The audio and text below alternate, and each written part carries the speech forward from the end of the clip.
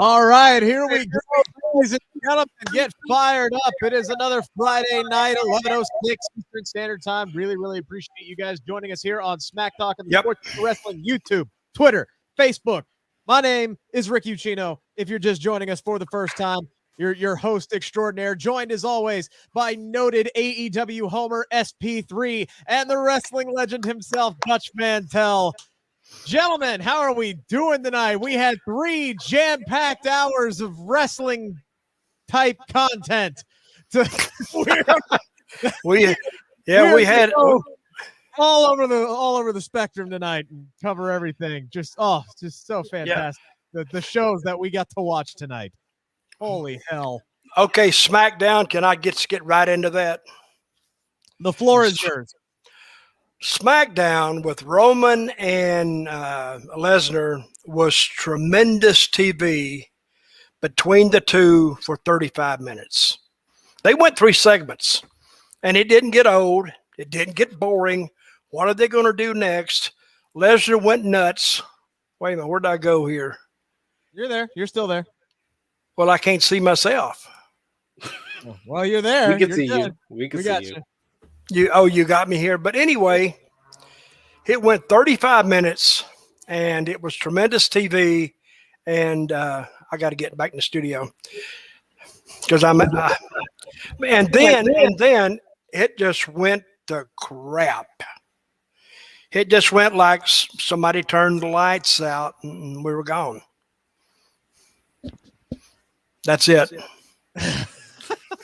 Because I'm getting a lot of feedback here. Yeah, I don't know why.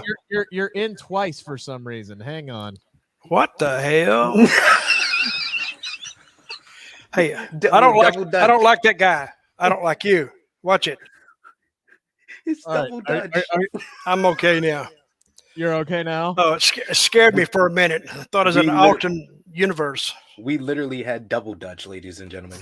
Yeah, we had a double Dutch. The old skip rope deal. I got it. We had a double Dutch oven going on here. That was I have no idea what you just said. I was so preoccupied with the fact that we had 2 Dutches and this, that, and the other thing.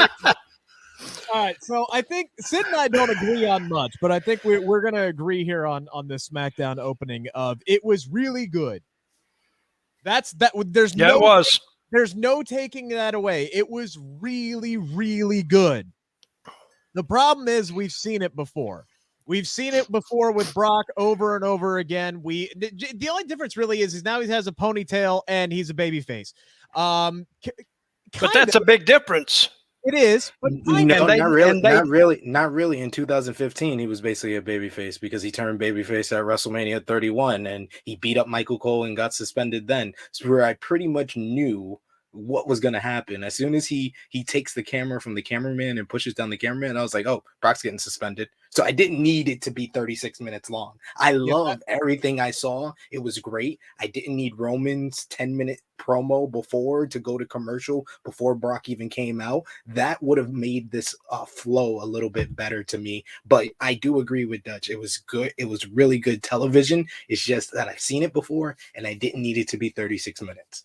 I wholeheartedly agree. I think less is more here. It didn't need to be 3 segments. Now it carried my attention the entire time. Again, the talent was great here. I'm nitpicking here on this, but yes, I agree. I think there's no reason why Brock Lesnar should have come out at 18 after.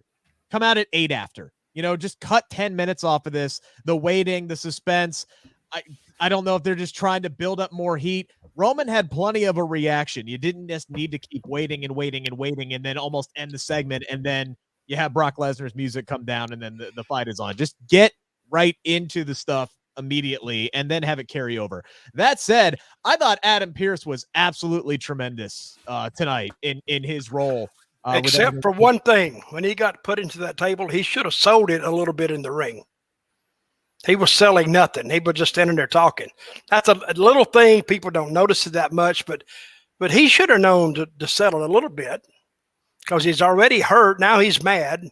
That gives more impetus for him suspending Brock. It makes sense anyway, but now that he's hurt, it makes a lot more sense. No, I think it was Daivari that went into the table. It wasn't Pearce. No, didn't Brock throw Pearce into the? No, that was Sean Daivari. So he didn't throw. Well, it looked the same to me. No. Pearce was the one that told all the superstars Okay, to come down. Why did? Well, okay, didn't he push Pearce or? No, he didn't touch Pearce until he came out. When after Pearce suspended him. Yeah. Well, that was the first time that. So he threw Daivari through the table. Yeah, and we didn't see it again. Oh, I feel better now. I hate Daivari. He should have put him through the wall. No, I like Sean. I was about to say, why do you hate Daivari? No, I like him. He's a good guy. Yeah, so he sold it really, really well. Pearce's pants sold it incredibly well tonight, just ripping right down the inseam on the two F5s. But I really like this angle from Adam Pearce tonight because he knew he was going to get his ass kicked. He knew he was going to get absolutely obliterated, but he went out there and he did his job anyway. He suspended Brock Lesnar, which was technically the right thing to do. If I'm going to nitpick on one thing, I'm going to nitpick on Adam Pearce saying, and I quote, "Nobody hijacks my show." And then he did not suspend Roman Reigns for literally holding the show hostage for 18 minutes. Through an entire commercial break. He said, "No one takes my show hostage. So I'm going to suspend Brock Lesnar instead of Roman Reigns." That's my only little nitpick there. But he got his ass kicked. He got absolutely obliterated. Sonya Deville had to take over. Maybe we're going to get solo Sonya and her reign of terror, which is what I thought they were setting up months ago when her and Adam Pearce kept having their little spats with one another. So that was a nice little angle. I like Drew saying somebody's got to take control of the show here. Again, it was all really, really good, Dutch, and I agree with you. We've kind of seen it before, a little bit of tweaks here or there, but I think they could have cut 10 minutes out of that. They could have. But guess, if they cut 10 minutes out of it, now we left us with the other crap following it. It just been 10 minutes longer, we'd have to put up with it. Or you could have. So they held a good rating to the half hour. See, I give you credit. I credit when credit's due, Dutch. Beauty before wisdom. I mean, wisdom before beauty here. You have the wisdom, and that was a smart call. I do agree with you. We had a horrible hour and 24 minutes after this, so I do agree that you're probably right. In hindsight, you're probably right. It needed to be 36 minutes. It needed to be two. It needed to be an hour, and then we would have just wasted 1 hour. No, but the first 30 minutes flew by. Yeah, it was just gone. But the last hour and a half, it was like I was being drugged on a country road by my neck, by a chain. It just went by so slow, and it was agonizing to watch it. All right, Dutch, I do have a question for you. Oh, God, here we go. Why on God's green earth do we watch Brock Lesnar just absolutely decimate like everybody? And it's a really entertainment segment. We all just saw it. We come to commercial break, and we immediately come back, and then they re-show the entire segment again moments ago. We got 2 moments ago recaps in that first 36 minutes that actually stretched it out to like 45 minutes before we got our first freaking match tonight. What that's just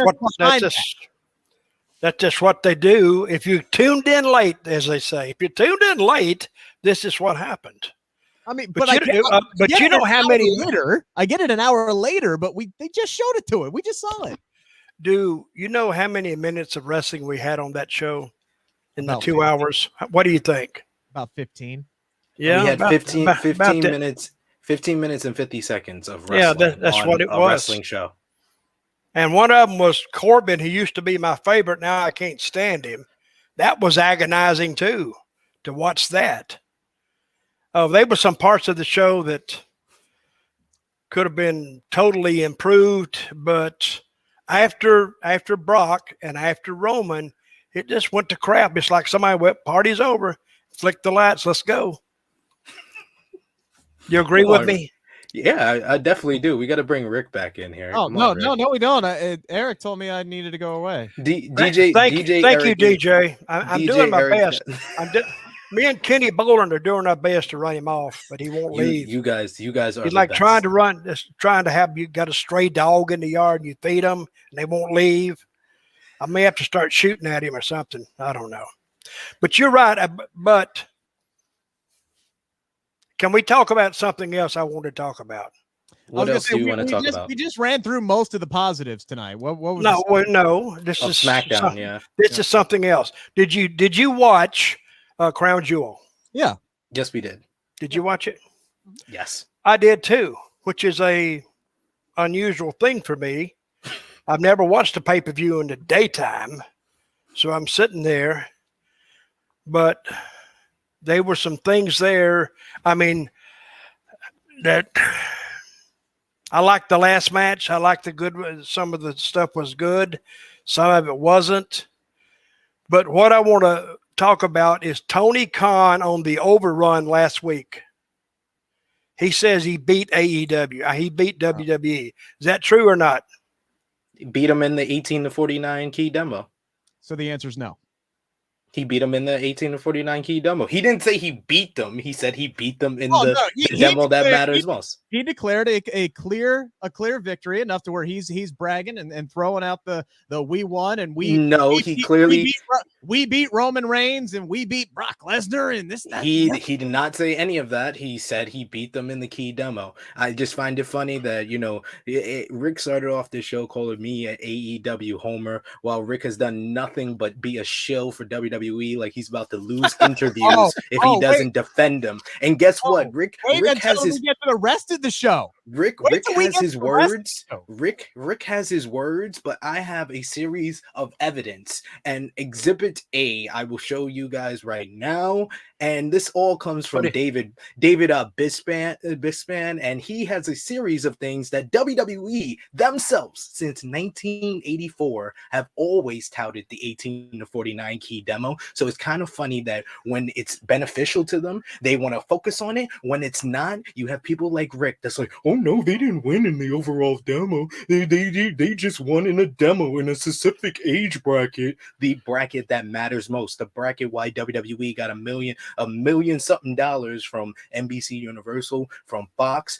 That's the reason why they did it. It's because of the 18-49 key demo. So here's the quote right here from WWE. In fact, 35% of all young people in America, 18 to 34, are proud to call themselves pro wrestling fans. And they're a dual audience, 60% men, 40% women, more like the Olympics than any other sport. That was WWE going hard for sponsors in December 24th, 1984, issue of Television and Radio Age. That's just Exhibit A, but I'll let Rick go ahead. You could talk. Wait a minute. I'm confused on that 1984. That was a quote from WWE talking to their sponsors and touting the 18-34 demo and that's 37 years ago. Oh, I got plenty from the last 30, 35 years, but I'm gonna let him talk. I'm gonna let him talk because I got receipts out here. Here's the thing. I'm not sitting here saying. No, here's the deal. You got to say, here's the deal. Here's your deal. Okay, here's the deal. So yeah, Joe Biden. I'm not arguing with anything that you just said at all. I'm not arguing that, oh, it's the key demo and this is the one that does, the advertisers don't have to this, that. I don't give a shit about that because that's the thing, man. The rating system as it's set up is stupid as hell. It is dumb. It is idiotic. And I say this as a guy whose livelihood survives on ratings. It is so dumb that you can nitpick and cut and spin every damn number. Because trust me, I have had to lie directly to potential advertisers to tell them why so many different people would listen to us as opposed to these guys and why you should really be selling your product to us. Here's the bottom line, Sid. The fact that advertisers focus on 18-49 is bullshit because 50 money spends just as well as 35 money. There are advertisers, there are sponsors that make sense for like, all right, yeah, we sell specifically to women, this, that, or the other thing. But 90% of your sponsors that are going to buy wrestling shows are universal sponsors. You're telling me some 55-year-old guy in Wichita, Kansas ain't going to Burger King? You're telling me some 65-year-old grandma ain't buying Pizza Hut for her grandkids? That money spends just as well as those. And you can't tell me that advertisers only care about 18-49 because I have to watch Doug Flutie and freaking Frank Thomas sell dick pills every night. That ain't for no 35-year-old in Florida. You can't tell me. I'm a little older than 35. I'm in Florida. Yeah, so Dutch. Okay. You weren't talking about me. Oh, okay. No, Dutch, you don't matter, right? So that's the whole thing. Is you don't matter because you're not in that 18 to 49 bracket, which I find is stupid as hell. Everybody matters. Everybody's money spends. So the fact that these universal advertisers only care about 18 to 49 is so you're saying that the advertising business is a scam. Yes. Oh, yes. Okay. I got it now. Yes. I'm sorry. The only thing I would say about all this, I don't think anybody won, because it's got to have an asterisk beside it, because WWE was on FS1. Total ratings, they beat them. They're the ones that decided to go head to head with AEW. It doesn't matter. It doesn't matter. I don't think it matters who decides. AEW didn't decide that. Yes, it does matter. They decided to do it when they were on FS1. They didn't decide to do it when they were on Fox. If they decided to do it on Fox, then we could put an asterisk on it. But we can't, because they decided. Why would you put an asterisk on it if they stayed on Fox? Because it's network television versus cable. More people have network television. You don't need to pay anything to have network television. You can just get a box TV and you have Channel 5. So it's not an asterisk when they go to FS1? Not if they choose to go against AEW. They made that choice. It wasn't AEW's choice. And I'm sorry, I didn't listen to anything that Rick said, because he said he doesn't care about the ratings and then went on a 5-minute diatribe. He obviously cares. So don't tell me you don't care. If you've been on a diatribe. No. I let you talk. You went on a 5-minute diatribe. Yes, counselor, you need to tone down over there. You've been all over Twitter talking about this. You've been in multiple different chats talking about this crap. You care. You care. Don't tell me you don't care if you care, because you do. So Exhibit B here, we have the WWE back in 2001. They said, demographics, says Vince McMahon, they're simply incredible. Although ours are beyond what an MTV might be, ours about 18 to 40, and 40% of that is women. I've always maintained that our demographics are broad-based Americans. So they care about demographics, ladies and gentlemen, and so does Rick Ucchino. We could talk about the show, though. You know what that said? We care about everybody. They're selling bullshit, Sid. They will tell anything to anybody to get money in their pocket. Amen, brother. That is preach it. That is all that is. You know why ratings are? Here's the thing. Ratings should not even be public. Just like athlete contracts should not be public, because all they do in the general public is create vitriol. They create hate. I have had to watch fans crap all over the Hall of Fame career of Joey Votto for a decade because they don't think he hits enough home runs for a guy who makes $250 million over the course of 10 years. Don't appreciate his greatness. Ratings should be between the actual people, and again, I say this as a radio guy who's been in for over a decade. They should be instrumental in, yes, working with your advertisers, but also as a tool for you. Where do we need to improve? Where do we need to look at? What are we trying to hit? Yada shibba blah blah. All right, it all depends on what you are at, what you are targeting. WWE targets everybody, because they're a variety show. They target kids. They target older people. They obviously do target that very key demo of 18 to 49, because that's, for whatever reason, that's what certain advertisers and certain networks look at. What I'm saying is it's stupid, because you still had 300,000 people that fell outside of that bracket that still watched SmackDown in that half hour over Rampage. But everybody's sitting here touting that Rampage won, even though, to Dutch's point, they dropped off of Fox and went to FS1. I do agree with you, Sid. That was dumb as hell to do. And they had a 2-hour head start. They were on for 2 hours before that, right. before AEW even comes on. They loaded it up. And they put on all their top stars. Yeah, they put on Becky Lynch, Sasha Banks, Brock Lesnar, Roman Reigns. Yo, I let you talk. Shut up. So I let you talk. You've had more than enough time to talk, sir. They put on. I would just say that counselors to agree with you. I'm trying to agree with you, Sid. This was the dumbest thing that Vince McMahon could do. It's because he took all the risk. Nobody cares about any of the handicaps that WWE had on this. Okay, let me ask you, what risk did Vince take? exactly this.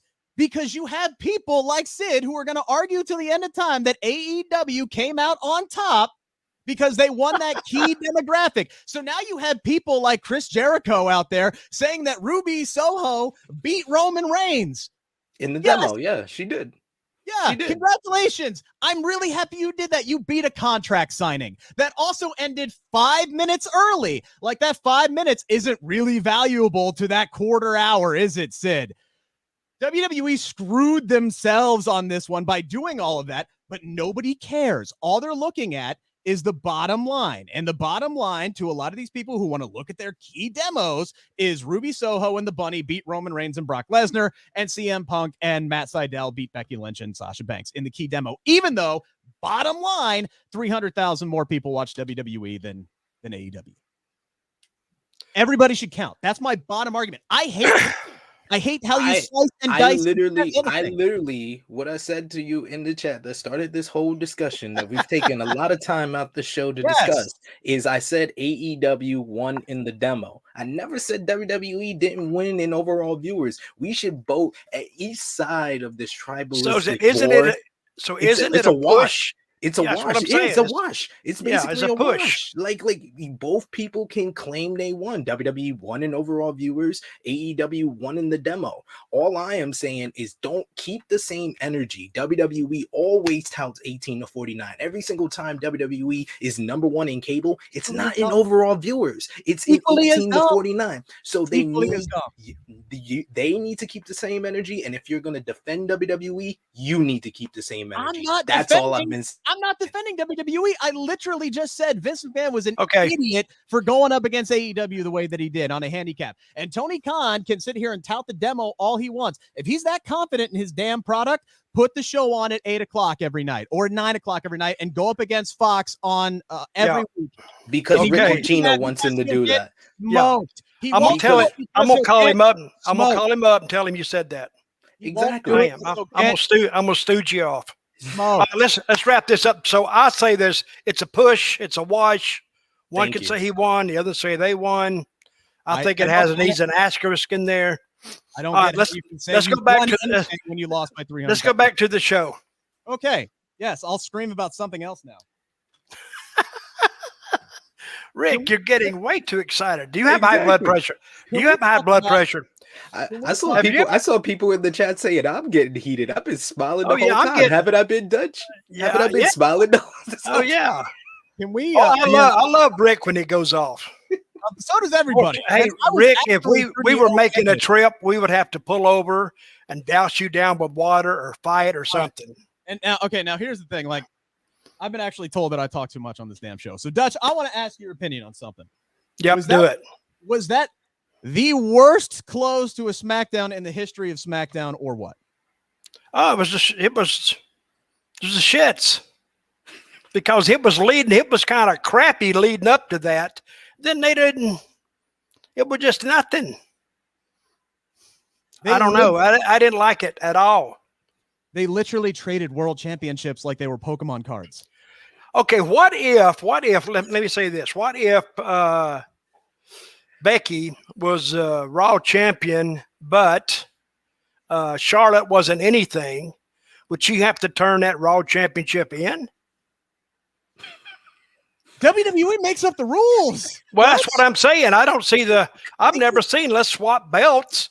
It's like goddamn marbles. They did it last year with the Street Profits and the New Day when they were the Raw and SmackDown Tag Team Championships. It was like a quick, 30-second little thing backstage. They were both baby faces. It was kind of funny. It was like, all right, most people hated it.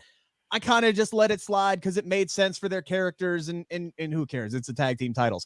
But they literally took the women's world championships, the 2 world titles, got their top 2 stars who had this huge swap together, had them get their ring gear on, tease that, maybe I'm going to go after both belts. No, maybe I'm going to go after both belts. Oh, let's just throw down right now and have winner take all. And then they literally just created the damn belts. I don't know who in the hell put that together, but it was flatter than damn 4 o'clock. It was terrible. It really was. I could come up with 6 better ideas off the top of my damn head right now. Let me tell you another lost cause on SmackDown. I don't want to be negative, but with that coronation of King Woods, nothing happened. He just sat there and he put the crown on and they were gone. I loved it. I loved every second of the coronation of King Woods. I'm sorry. That was the only other. No, I didn't. I didn't like it at all. All right. Why not? Hasn't he been actively campaigning for that King of the Ring? Yeah. Wait a minute. Yeah. King of the Ring. Can he defend that and on shows? I would Corbin say no, but Corbin did. Yeah. So I don't get it. The King of the Ring, I was disappointed, and the Queen of the Ring. I was disappointed in that. I don't even know who won Queen of the Ring. Oh, my favorite won it. Yeah, my girl won it. So I was kind of happy with that. So now she gets rewarded for all the time she got beat on SmackDown. Now all of a sudden she's a champion. She couldn't buy a match for 2 months, and all of a sudden they make her the champion. So, but I don't see those. I don't think you could draw any money with those with Xavier. I don't know. They don't have a heel for him. I don't know. Oh, they got a heel for him. His name's Roman Reigns. You know what they would draw with that? Crickets. Dutch, did you hear the reaction that Xavier Woods got? That's called being over. Xavier Woods is over with the crowd. Well, I remember Xavier when he started with TNA. And I like him. He's a good kid. He works hard. I'm not saying that. But I think they give it to him because they're doing something with Big E, and they put the title on Kofi. Well, let's do something with Xavier, which I kind of understand that sentiment, but I don't know if that's going to translate to business. I don't think it will, but it might. But it all depends on what they do. Like Sid, what can they do? Well, what has Xavier Woods has been there? What, 10 years almost? 10, 11 years. Yes. Yeah. Okay. Yeah. He may have drawn a little money in the group. In the trio, but putting him by himself, I don't know. I love the kid to death. That's when an old timer says, I love the kid, but here comes the jam. I just don't think there's any money in him. I really don't. I would. Do you? I definitely do. You see if you see the following he has on social media, if you see the crowd reactions, it all depends on how. Don't go Arn Anderson on me. It all. Oh yeah, I was going to bring that up too. That he's doing the gun. It's an hour show, Dutch. We got a long time to get to everything. It all depends on what they do with this. If they just have Xavier come out every week and spout off a bunch of stuff that nobody's paying attention to, this angle's going to die on the vine. It'll be entertaining, but nobody's going to take it seriously. It all depends on how they push him and book him forward. They could make him the challenger to Roman Reigns coming up at day 1 in 2 months, because it's going to be Roman Reigns versus probably Big E at Survivor Series, which means you're going to have Roman beat Big E. Roman could beat up Kofi Kingston one weekend, and then all of a sudden you got Xavier Woods standing there by himself, ready to exact revenge for his brethren. Maybe he gets awarded this title shot because he won King of the Ring. There's a story there that you can build up over the next 2 months. He doesn't have to beat Roman Reigns. Hell, he doesn't even have to get close. But you can do something with him and create a challenger, because they don't have any challengers for Roman Reigns right now. They have literally wiped the slate clean and have got, outside of Drew McIntyre, they got a bunch of dudes who've never even challenged for a world title before on SmackDown right now. So somebody's got to step up and get the shot. Why not Xavier Woods? Why don't you step up, Rick? I retired. You've stepped into the Rick. You've retired already? Yes. I stepped away. Yeah, you're right, but I think, but they don't know. To me, they don't know how to build people either. They really don't. No. I think if they took him out to the side, and let's say Big E gets hurt and then Kofi gets hurt, if you would take him out of the ring and just let him see an insert scene, he's training, you might get some interest on him if you didn't see him on like everybody else on the show.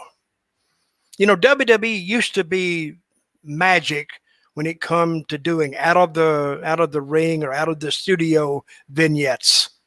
They were great at that. And that kept people tuned in during the show. Plus, it told a valuable story. You know, it's not the story, it's how you tell the story that gets you there. And I'm not disagreeing with you, but right now, this is what I fear. He won it, and that's right. They could say he's King of the Ring winner, but and he's going to do nothing.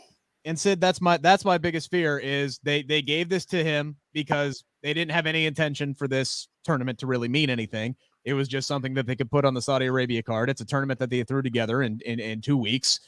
They put a lot more effort into the King of the Ring tournament than they did the Queen's Crown. That's for damn sure, when the longest match was the finals that went 5 minutes and 50 seconds.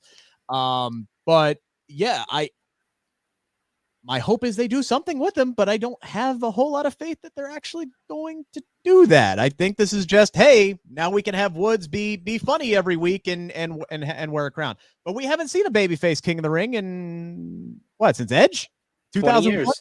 Yeah, 20 years. 20 years in between babyface King of the Ring. Really? I didn't know that. Yes. Is that a trivia question that I should know or something? Well, I am the I was going to bring that up. I am the undisputed. Who did you beat? Undefeated, not me, Dutch. Longest reigning ever Sportskeeda Wrestling Trivia Champion. I smoked Jose G on Thursday because my man SP3 has been ducking me. Ducking you. I'm available in the morning and the afternoon, and he picks all times after 7 p.m. So yeah, he gave me 5 times after 7 p.m. I got a day job. Congratulations. Oh, you have a day job on the weekend too? Hey, did you reach Paul's question? Sorry. Do we think Kofi is going to turn on Woods out of jealousy? Not a chance. That'd be a mistake. Exactly. No. They're not going to. You might get them booing Woods. That's what you might do. Yeah. I don't think nobody wants to see Kofi versus Woods. I just don't think anybody wants to see it. We did in the semifinals of the King of the Ring because I thought that would have been an interesting dynamic there. But actually having these two guys fight each other, and Paul, I get where you're coming from. I actually used to think this way about 3 or 4 years ago, but I've been wrong before. I'll be wrong again, and I was wrong about this. I thought the same thing. I thought, the jealousy angle. It was right after Kofi won the WWE title. I was like, it would be kind of interesting if E or Woods or one of those guys kind of got jealous. Then all of a sudden their boy was the shining star of the New Day after being on an equal footing for years. But watching their podcast, you can't have Kofi turn on Xavier Woods. Like I saw people putting on Twitter, they thought Kofi was going to turn on Woods tonight. I'm like, he literally put out a video of him watching Woods win King of the Ring and losing his damn mind because he's so happy that his boy achieved his lifelong dream. Like, these guys just support each other. That's all they're going to do from now until the end of time. They split them up, but they're still the New Day. They're still together. That's never going to happen. They are. They can't do up, down, down and the New Day podcast if they break up. So I don't see that happening because those are money makers for the WWE. So they're not going to do that, guys. It just ain't going to happen. I'm hoping they do something with Xavier Woods. I don't have any other faith that they're going to be. But look at Kofi. They put the title on him, and what have they done since? Oh, they didn't do anything. That was basically a charity case for WWE. They were handcuffed by the fans. The fans wanted it so bad, so they was like, "Oh, okay, you can have it." And then they made him a mid-card WWE champion that didn't even main event any show during his WWE title run. And then the minute they got on Fox, they took 9 seconds to erase the 6 months before that. He still had a better run than Rey Mysterio did. Oh, that's not saying much. Rey Mysterio had 30 minutes to be WWE champion, to be fair. I beat that. I was champion for 12 minutes one day. I did it on a TV show, and then a guy challenged me and beat me right there. 12 minutes. I was gonna say that was shorter than Sting. Remember when Sting and DDP changed the belt 3 times on an episode of Nitro? Anybody else? Yeah, he was champion for a month. I would say the record that I remember is Sandman in ECW, who won the ECW championship and then lost it 10 minutes later to Rhino. Well, that and Money in the Bank cash-ins, right? Because we had Seth Rollins. well. Because we had that one night in 2016 where Roman was a champ, Rollins beat him, and then Ambrose cashed in. So all three members of the Shield were WWE champion within like 5 minutes of each other. To be fair, though, for like at least with Rollins, he had a long time to run before that. He's not someone like Tommy Dreamer, who was ECW champion for about like 12 minutes, the one time that he won it in ECW and then lost it to Just Incredible. Paul, you're about to get the band hammer. No, we don't even joke about things like that. All right, like I will sick my boy Sid on you. We may fight a lot, but we still partners. All right, like. You don't say things like that. Don't say that. I know you're kidding, Paul. I know you're kidding. He's like, relax. We got a bunch of people watching. Remember to drop a thumbs up on the video. If you're on Facebook, drop a thumbs up, a heart emoji, an angry emoji I already see up there, a laughing emoji, however you feel. And of course, super chat donations. If you have a question for Dutch Mantell, that's the only way he's going to answer it. And damn right. And any super chat donation goes to the Dutch Mantell Foundation. So send those super chats. One last thought on Xavier Woods before we move on. Just one last. He's clearly having the time of his life. If you saw any of the videos that he talked about or posted afterwards, this really did mean a lot to him. Whether WWE chooses to book him as a serious competitor to Roman Reigns or as a comedy character or as a King Booker ripoff, it does not matter. I'm extremely happy for Xavier Woods. This is something he has wanted. He wanted this more than a WWE championship. He has clearly about to have the time of his life. I'm sure he has a plan for this. So I'm really, really happy for Xavier Woods. Can we talk about real quick the most egregious thing that happened tonight? Like out of everything, like even more than the ladies swapping world championships when they could have literally done anything else on SmackDown. Yes. The most egregious thing in the world that they did tonight. Sid, do you know what I'm about to say? What was it? They changed Sami Zayn's music. What in the blue hell are we doing? Does that bother you? Just a little bit. Apparently it did. It did a lot. I mean, I did not like that title swap. That was the most awkward segment I've seen in quite some time. And I know we had this debate before, Dutch, but I'll just talk to you because I'm not going to talk to this guy over here. But just don't talk to him. I'm still waiting for WWE to tell the fans that Becky Lynch is a heel because I still don't see it. She still cheered. She still acts like a babyface. There's been no change. What's going on, Dutch? She's lost. She has. Well, you can tell by the way she walks to the ring now. She doesn't know what to do. What they're giving her to say is not working. It's not her, and it's forced. I didn't like Charlotte Flair, what she was saying tonight either. That was just a very awkward segment. I don't get it. Even at the end, when Sasha come down and then Becky just left. I'm done with it. I'll see it Raw. And there was 3 top stars in the ring. And I was like, my biggest question, and this is a question that I had throughout the Charlotte Flair and Rhea Ripley rivalry, and I had here, who is the babyface? Who is supposed to be the babyface here? Because don't tell me that it's Sasha Banks, and don't tell me that Sasha Banks is a tweener, because WWE don't do tweeners. Because Sasha Banks did not come off like a babyface; she came off like a heel. So did Charlotte Flair. Sure The only person who came off like a babyface is Becky Lynch because she don't know how to be a heel. I said this to you, Rick. You argued with me. You was like, "Give her a chance. Give her a chance. Give her a chance." I've seen it in NXT. I've seen it in 2018, and now we're seeing it here again. She can't play a heel. She is awful at it. She's just too likable. I know you like her. I know you love her, Rick, but in general, she can't be a heel. I'll have to agree. I don't know that much about her, but if she's trying to be a heel here, she's failing. I did think it was very interesting. The report and all the reports that initially came out was that this was all Becky's idea. Yeah. And she talks to Ryan Satin and she was like, hell no, this wasn't my idea. I knew that was BS. She's not dumb. She's not dumb. Like, I don't know. I don't understand what WWE is trying to, they're trying to do this again.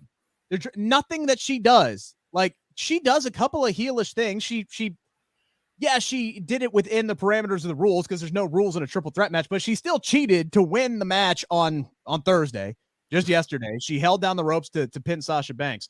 So yeah, it's not working. It's not going to work because the fans are going to cheer her no matter what. If anybody's a tweener in WWE right now, it is Becky because yeah, to Dutch, your point, she's kind of like, she doesn't know what to do. Like she's trying to take the stuff that WWE is giving her and make the fans get heat on her, but it ain't going to work. It definitely ain't going to work with Charlotte Flair, who they want to boo anyway. So why are they fighting to be a heel? Well, I know Becky because she can't help it, but wouldn't Flair? She's been a heel before, right? She's not a babyface. I wouldn't think. No, not with that name. She's the anti-Becky. Everybody hates her for no damn reason. Mm-hmm. Like she's one of the most talented superstars, not women superstars in the history of the damn business, and everybody hates her. Nobody gives her the respect. Nobody gives her the credit that she deserves. They want to just boo the shit out of her until she leaves the damn business. She is the anti-Becky. Mm-hmm. But for some reason, we're about to head into Survivor Series with heel versus heel on this one. And that's the other thing that pisses me off. These two are going to wrestle in a month.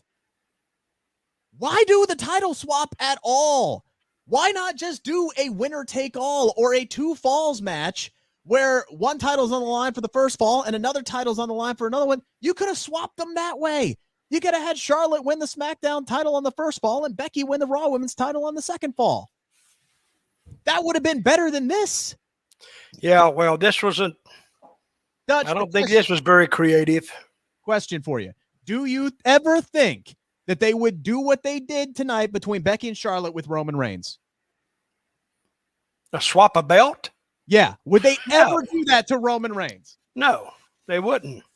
Then why'd they do it with Becky and Charlotte? Because they don't give a shit. You've said this.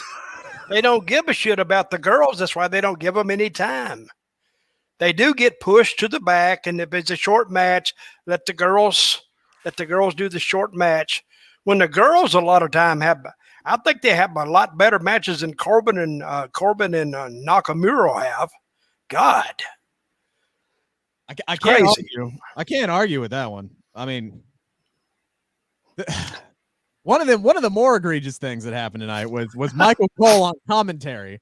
Michael Cole on commentary tonight saying, I think Shinsuke Nakamura has been great since he's won the Intercontinental Championship. I'm like, MFer, he's barely wrestled. They pushed Rick Boogs more than they pushed Nakamura. Nakamura has had all of one title defense on television where he beat Apollo Crews like 3 months after he took the belt from him, or however long that they've had the title on him. And now he loses tonight to Corbin in their 7th match since May, which means we're going to get this crap again.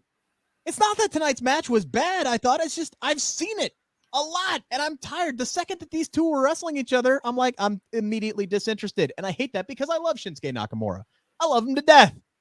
Let me ask you this. Who was that new guy that showed up? Russell something or what? Who? Russell? You know, when they had all the new... Rich Holland. Rich Holland. Who is he? He's from NXT. He's from the UK. He was on NXT UK for a while. Then he's been on NXT. He used to be boys with actually Pat McAfee, and then he was with Pete Dunne and Oney Lorcan and Danny Burch for a while. Is he good? Not really. He's green. He's still pretty green. He still needs a little bit of work. So hopefully they put him in there with someone that matters. The best people that I saw tonight that was new to the show was Hit Row. Okay, tell me about them. Will they get over or no? I think so. They weren't over tonight. That's for damn sure. But I think they can, if they get time. I don't like them. Why you don't like them? I just think they're depending on the rap to get them there, and not in the ring. But we're in the wrestling business. You know, you in the rap business or you in the wrestling business? Well, they're in both, and I think they're really good at both. They're good at rap. Yeah, well, here's the thing, man. They got to beat up some pudgy jobbers tonight, like, which I actually liked. I actually like that because I think effective squash matches and Dutch. We talked. No, about I like that. Yeah, because if you want to get a guy over, put the job guy in there and just slaughter him. It doesn't matter. See, nobody noticed that. Oh, they're against nobody. Nobody give a crap because they were interested in the new people. Yeah. See, when they started doing that, you got to beat people, so you beat half your roster. Then you got to put them out on shows that people have seen them beat 450 times, and they look at them like, and then now you got your stars there, granted, but when they stopped doing those job matches, I think they lost something. I don't think the people used to mind it. So when you finally did have a match with a main eventer versus a main eventer, it actually meant something. So, WWE went from one spectrum to the other. It seemed like there was a point last year or maybe 2 years ago, Sid, your memory's better than mine, when we had like 3 squash matches a night, and it was just annoying as hell because that's like all we were getting. And then they completely disappeared. So it's like, it's okay to build up like one person that way, but not like 4 or 5 at the same time. So I'm actually happy that they're doing this hit row, because I think initially they were supposed to fight like Shanky and Jinder. Like that was supposed to be the match that was on the internal card tonight, according to Sean Rossap. So I'm actually happy that they threw out some jobbers here. I think this makes a ton of sense to let Hit Row get over with their character work and just kick the ever-loving crap out of some nobodies. No disrespect to the indie talents that they're bringing in, but kick the crap out of some nobodies. Well, that's their job. Yeah, that is their job. But if you got a contract there and they say, "Oh, go out and lose to these new guys in like a minute or two," you go, "What the hell?" Because you hurt your own talent, and that talent still got to make a living too. They have a nice act with they did a good job with their walking promo. B-Fab, she's got like, she has a star presence to her. She's a good talker. Shanti the Adonis, he's like the athletic one. The star of it, the guy that I think has the most like upward trajectory is Isaiah Swerve as far as like being talented. So was he on the way out? Was he on the left or the right? He was the one with the braids that was doing the athletic moves in the matchup. And then, but the star to Vince is always going to be Top Dollar, because Top Dollar is tall, he's big, he's athletic, he can talk. That's the guy that guys at one time. Yeah, that's the guy that they're gonna push. And you even saw that in the match that Isaiah Swerve got one or two moves, but they really were focused on showcasing Top Dollar here, because he's the guy that Vince is gonna see something in. They've invested a lot in him. He was the host of their A&E show where he was going around to all the memorabilia things. So he's a guy that they have invested in long term. So he's gonna be the star of the group for them. Okay.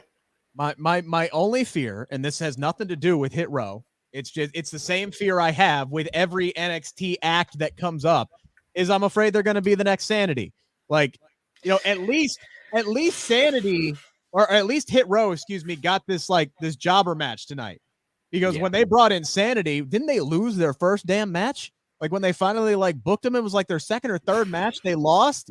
Yeah, like they took him off TV for like 2 or 3 weeks. This is why I wanted Hit Row on Raw, because I put Hit Row on a 3-hour show every week as opposed to a 2-hour show where stuff that maybe Vince doesn't like or doesn't believe in doesn't get good, gets cut. I'm afraid that Hit Row is going to get separated sooner rather than later, because Vince is going to see, all right, well, we got a guy in Top Dollar, let's push him, and then everybody else goes to the wayside. Catch me up on this 1 second, Sid. Yeah. Karrion Kross, what's his deal? Is that his name, Karrion Kross? Kross, yeah. According to reports, he is in the middle of his second character tweak since coming up to the main roster. He has not been on television in 3 or 4 weeks now, actually. Enough to where he's actually, according to images on Instagram, he's grown hair. So he's actually got hair now, and they're tweaking his character. He got drafted to Raw.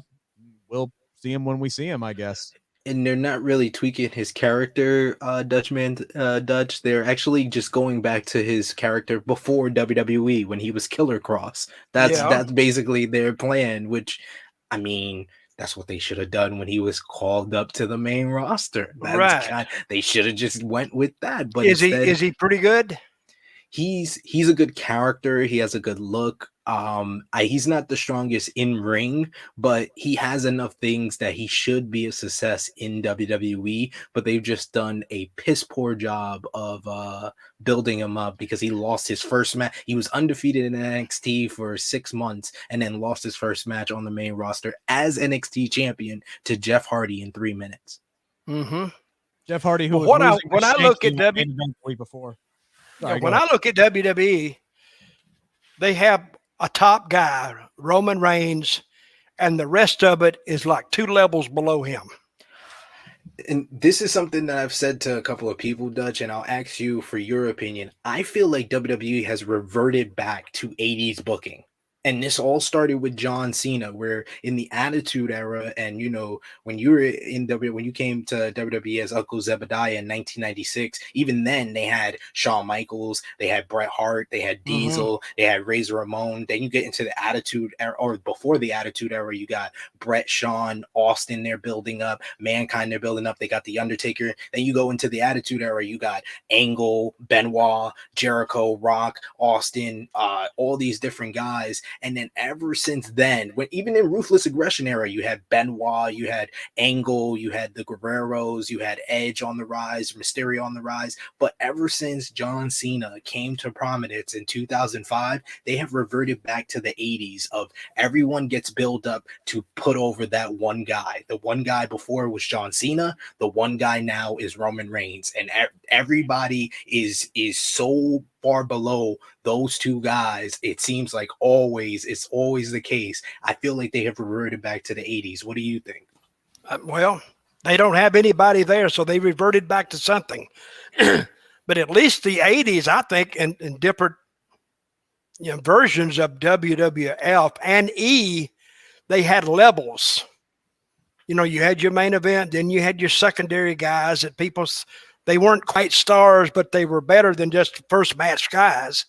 And then you had a level up and down. They don't have that anymore at all.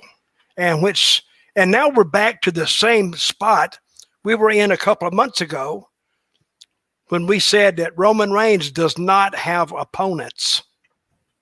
Now, who's he going to go against now?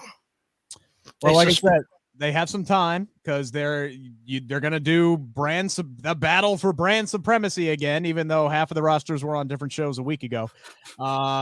So it's going to be the WWE champion, most likely. They could do a swerve here. I'm not sure, but Brock's suspended, so he doesn't have anybody else. It's going to be Big E versus Roman Reigns in a champion versus champion match. No title on the line. It's just going to be Raw versus SmackDown. So he's going to fight Big E, and that's the last pay-per-view. I think it's November 18th, something like that. November 21st or 22nd, yeah. Towards the end of November. Then they don't have another pay-per-view until the 1st.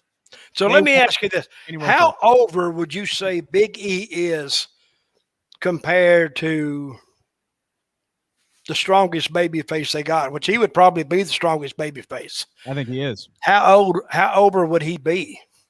Now, being in the ring with Roman helps him. Yes. Yeah. So, but do you think anybody would think that he would beat Roman?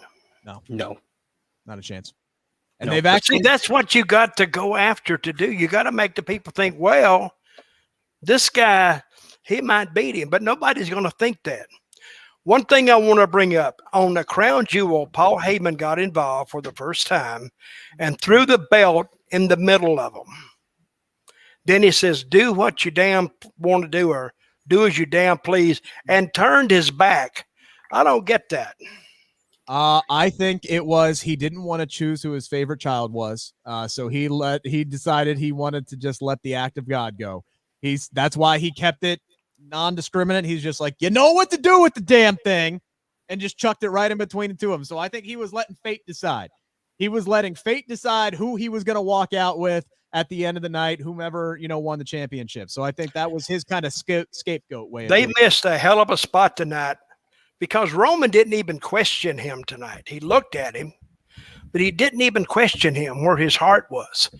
He should have asked him, who were you throwing that belt to, Paul? No, he And kind of Paul- did play that up in the opening, but he kind of just moved past it very fast. Yeah, but Yeah, he didn't. they He swapped. didn't directly put him on the spot. That's what the people see. They don't want to see Paul Heyman get his ass beat. They want to see him sweat. They want to see him squirm. That's the beauty of Paul Heyman, because he is such a damn creepy little sleazy bastard when he does that, and he's great at it. So if he'd have put him on the spot, but we have to wait for that until Lesnar comes back around. And when's he going to come back around? Royal Rumble, WrestleMania season, probably. I mean, your main event of WrestleMania, which one are we on? 38 now, is going to be Roman Reigns and Brock Lesnar, because that's the only person who is even convincingly close that could take that title away from Roman Reigns. I wouldn't be surprised, honestly, if Roman has that belt for 2 damn years at this point. They got to take some time to build some people up, which is what the entirety of NXT. You've been saying that for a year, but they haven't started doing it. That's the problem. I keep saying it. You've doing it. You have said it over and over and over again. They got to build somebody up. Here it is, a year later, a year and a half, or whatever it is, and they're still but they didn't build Lesnar. Lesnar was already over. Yeah, they don't have anyone who's on the same level as Roman Reigns. That's why they have to bring back John Cena. They have to bring back Brock Lesnar. People want them to bring back The Rock, because those are the only people on Roman Reigns' level. They finally have gotten, after 6 years of this push of Roman Reigns, they have finally got him to the level that they wanted to get him at. But now it's been on the backs of everyone else on the roster. So no one full time is on Roman Reigns' level. No, the only people who have gotten even close to the level of dominant booking that he has was Bobby Lashley, but his time has come and gone. He just lost to freaking Goldberg, for crying out loud, clean as a sheet. What a horrible match. Yeah, it was a Goldberg match. What do you expect? Hell, it wasn't even that good. I liked it by Goldberg standards. To be fair, he killed the Fiend Bray Wyatt's push when he was the hottest he ever was in Saudi Arabia, and he nearly, almost literally killed the Undertaker in Saudi Arabia. So this was the best Goldberg in Saudi Arabia match, ladies and gentlemen. No, it was, and I'm genuinely proud that he got him up for the jackhammer and hit it without injuring the man. So yeah, that's great. But Bobby Lashley was close, and then Drew McIntyre was on a really good run. In fact, Drew McIntyre was on the point where he was getting built up pretty much equally as Roman Reigns. Remember the match that they had at Survivor Series? It was absolutely incredible. And you're like, oh, damn, maybe they have something here with Drew. And everybody's talking about, well, maybe they'll get on the same brand. We'll come back around to WrestleMania. Clearly that ain't the case, because now Drew is as cold as he's been in 2 years, because he has literally lost to Lashley now. He lost to, who did he lose to before Big E? It was somebody else too. Somebody on Raw beat his ass. Oh, he lost to Damian Priest. Yeah, he lost to Damian Priest, which was great for him. And then they took him off TV for 3 weeks now. So good job there, guys. Like, they have people they can build up. Guys like Karrion Kross, guys like Keith Lee. I saw somebody ask where the hell Keith Lee's been. He's still doing squash matches, but he got drafted to Raw. So we'll see if he shows up on Monday. And he lost his first name. Now he's Bearcat Lee, ladies and gentlemen. Get it right. Yeah, Bearcat Lee. Bearcat Lee. God. Pretty soon he's going to be Bear Lee, and then he's just going to be Bear. Barely eating. That's a good one. But there are dudes who could convincingly, at least from a size and physical stature and an in-ring stature, match up. You look at Big E and Roman Reigns, those are two dudes who could absolutely throw down. But no, at this point, I don't convincingly believe that they would ever put Big E over Roman Reigns, even though, to their credit, they've done a good job of getting him some marquee wins, including beating Drew McIntyre on Thursday. That was a good win for E. Solid win. He beats Bobby Lashley. That's a good win. He beats Drew McIntyre. That's a good win. He ain't going to beat Roman Reigns. Not at Survivor Series. Not a chance in hell. No. So who does beat him? Somebody we don't know yet? Braun Breaker. Braun Breaker. The son of Rick Steiner. He's the one. Well, he's got the genes for it. Mm-hmm. He's been in the wrestling business all his life around it. So he kind of got the vibe of it. So, and I've heard some of his interviews. They're not bad. No. A little more experience, he could be good. It's kind of funny. He's almost a clone of his uncle. Like I would love to have his uncle back doing interviews. Now, whose son is he? He's Rick's son. He's Rick's son. Yeah. If he could come back and if he could channel Scott Steiner, he'd be magic. I wish they would just let him acknowledge the fact that he's actually a damn Steiner on television. Like he dresses like them. He does the Steiner recliner, but he's not a Steiner. I don't know. Why wouldn't you build off past history? I don't understand. That would help the guy. They do it with some people. Like hell, Randy Orton made a living off of being Cowboy Bob's son until he became Randy Orton. Mm-hmm. Like, it helps you. Yeah. I mean, Charlotte got that massive push because she was Ric Flair's daughter, and then Ric Flair kind of like gave her the old, nope. Now I'm Charlotte's dad, and now she's often one of the most accomplished superstars in the history of wrestling. So I mean, yes, it helps. I don't know why they're not, unless it's just like literally a marketing thing or a copyright thing. They just want to own the dude's name. I don't get it. Do you want to talk about Rampage a second? Yeah, sure. I was going through my notes. I think we covered pretty much all the crap that happened. All the crap that happened. I mean, there was that Drew and Sammy match. That was pretty good. It wasn't bad. Yeah, that was fine. Hey, Sammy's over. You could beat him till the cows come home. He'd still be over. I think he can get over by talking. That's all he can do every single time. Every single time he loses, he just has to talk and get his heat back. I would turn to babyface. I really would. You're lacking male baby faces on SmackDown right now. I think he's a guy that could be a great baby face that the fans would want to get behind. I'm not saying he has to beat Roman Reigns, but Reigns needs opponents, damn it. And Sami Zayn, contract situation is a situation, granted. But if you can get him re-signed, that's a workhorse for you on SmackDown. Like that's a guy who can play a lot of different roles. Yeah, but this company doesn't know how to book baby faces. I'm just gonna put that out there. I'm just gonna speak the truth. The evidence that we have seen is that they can't book a babyface for the life of them. They have problems. Let me say that. Dutch, let me ask you a question. Based off of the guys that you've seen on SmackDown over and over and over again, who would you book against Roman Reigns coming up? Well, I was looking at him tonight. Drew McIntyre. You'd have to rehab him. But there was a guy I think you could build some interest around because he's a big guy. Roman couldn't bully him around, but I think you could build something around that guy. I think you might need to have somebody take him, and I haven't got to that point yet. But I think there's a lot of rubber left in Drew McIntyre, and when the rubber hits the road, you might have something there. I think going with Big E is you're just going down by attrition. Who was there?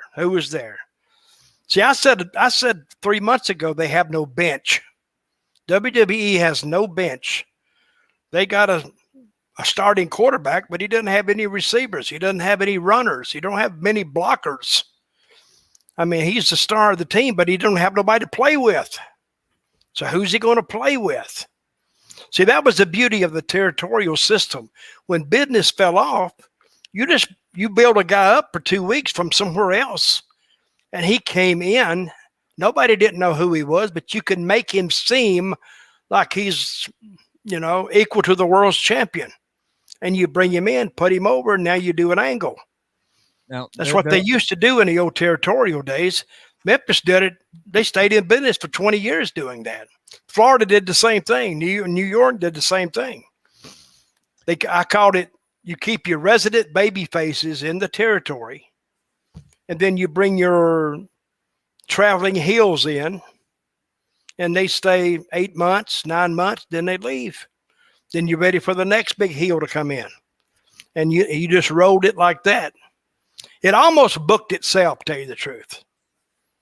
You didn't have to even be that creative. You just had to, like Memphis had Jimmy Hart, and he was like Roadrunner, and Wile E. Coyote.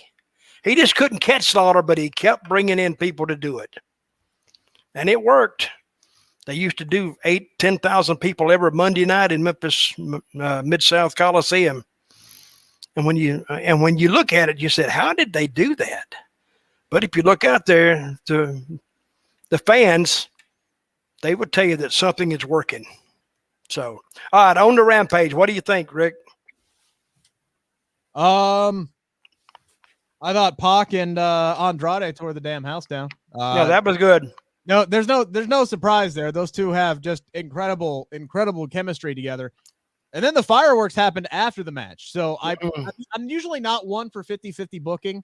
I would have liked to have seen Andrade when he won the first time to actually like win in a fashion similar to this, where it was almost fluky, but he didn't really get the unnecessary help from Chavo, where he basically hit him with an iPad or whatever the hell it was. Something that's not hard enough to beat a man, but all right, so he gets the win that way. And then PAC kind of gets the lucky win tonight. So it's almost 50-50 booking, but I think these guys will go at it again. And then Malachi shows up, and then Arn Anderson shows up and has his invisible Glock, and God, that was so damn cheesy. Like, I know everybody, he's got the Glock. Look like a dumbass.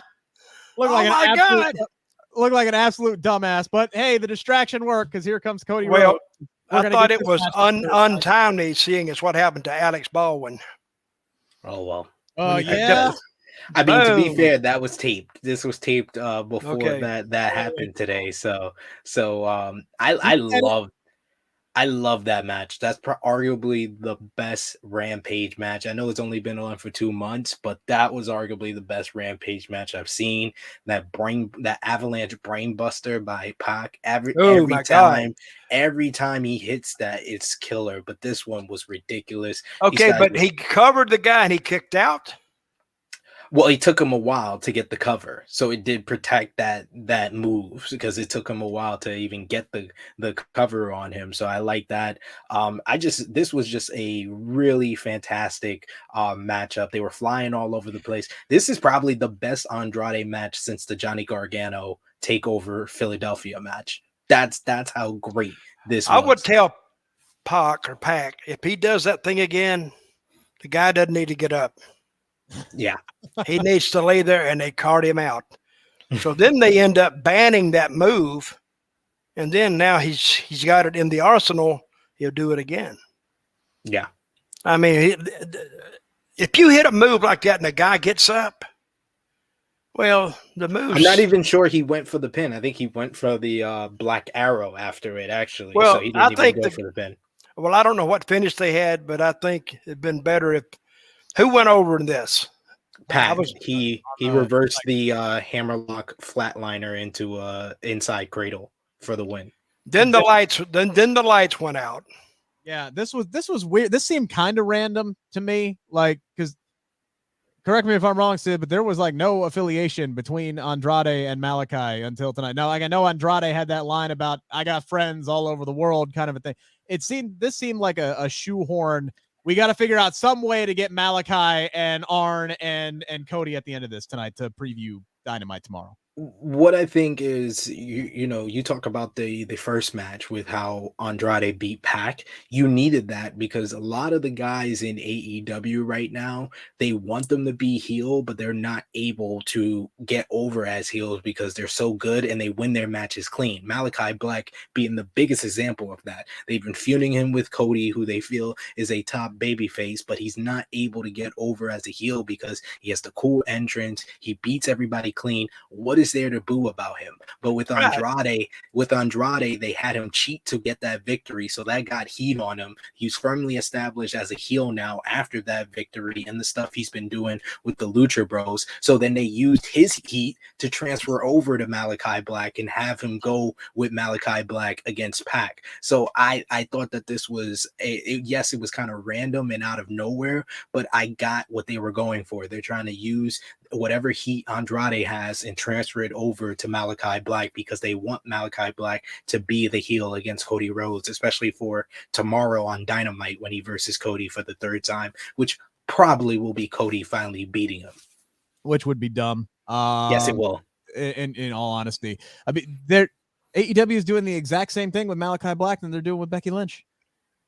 And Cody Rhodes, it's Cody Rhodes in reverse. It's Becky Lynch in reverse with Cody Rhodes right now. They're trying to make him a babyface, and the crowd just wants to boo the ever-loving crap out of him. It's the exact same thing. Cody, you're right. Not with Malachi Black. Sorry. I feel I misspoke.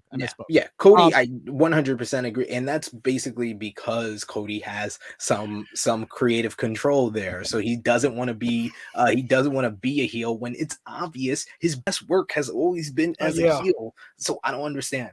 I think where's MJF? MJF's going to be on Dynamite tomorrow. He was on Dynamite last week. So, I mean, that guy's now he's a heel. Yeah. He knows how to be a heel. Don't mind being a heel. But if you're not going to put him on TV, I haven't seen him work one time. I may have saw him he did the dance routine with Cody one time. I saw that. Which I thought was pretty creative, actually. I was kind of enjoying that. He's one of the rare guys that always gets promo time on Dynamite, and Dynamite is their main show. So if you're just watching Rampage, he's probably not going to really be on there too often because they give him a lot of time on Dynamite, and they like to spread it around the roster. Okay, they have a show tomorrow night, correct? Yes. And what's that called? That is Dynamite. That got bumped to Saturday because of baseball playoffs, or was it NHL? I forget. NHL, but no, it's the NHL start of the season. But TNT might say, "Yo, TBS, we won Dynamite back because the NHL on Wednesday did about 500 or 600,000 viewers, and Dynamite's been blowing that out the water, doing 1 million to 1.2 million. If I'm TNT, I'm going to be like, hey, TBS, you take the NHL, we'll keep Dynamite. Yeah, but here's the thing. How much money are they getting on NHL advertisers as opposed to Rampage?